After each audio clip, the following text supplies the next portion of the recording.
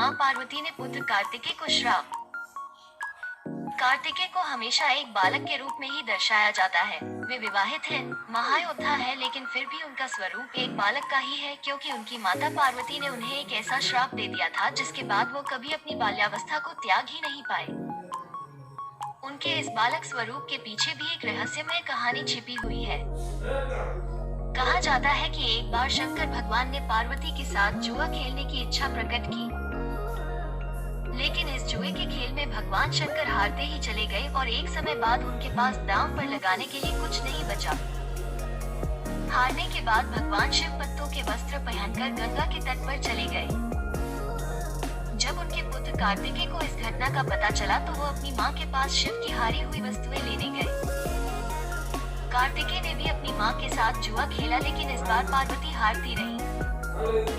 अपनी माँ को हराकर कार्तिकेय अपने पिता का सामान लेकर गंगा के तट पर आए। शिव और समस्त वस्तुओं को खोकर पार्वती बेहद निराश हो गई। उन्होंने अपने दुख का कारण अपने पुत्र गणेश को बताया और वे अपनी माँ की समस्या का समाधान करने के लिए स्वयं अपने पिता शिव के पास जुआ खेलने पहुँचे।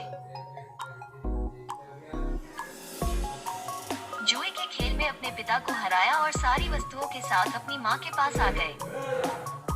उन्हें देखकर पार्वती बोली कि उन्हें अपने पिता को भी साथ लाना चाहिए था। गणेश फिर से अपने पिता की खोज के लिए निकल गए। उन्हें हरिद्वार जाकर शिव के दर्शन हुए।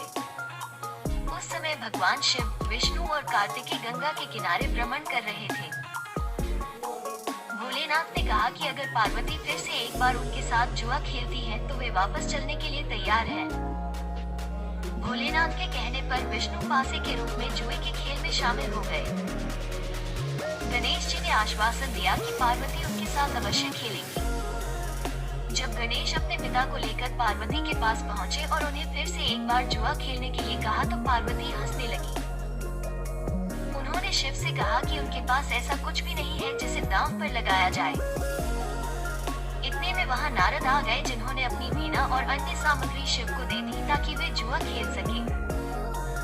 जुए का खेल आरंभ हुआ और पार्वती लगातार हारने लगी। विष्णु पासे के रूप में शिव के अनुसार चल रहे थे, जिसके परिणाम स्वरूप पार्वती को हर बार हार का सामना करना पड़ा। गणेश जी समझ गए कि पासे उनके पिता के अनुसार चल रहे हैं और उन्होंने ये सारा रहस्य अपनी माता को बता दिया। सारी घटना को सुनने के बाद पार्वती क्रोधित हो गई और सभी को श्राप दे दिया। उन्होंने भोलेनाथ को श्राप दिया कि गंगा की धारा का बोझ हमेशा उनके सिर पर रहेगा।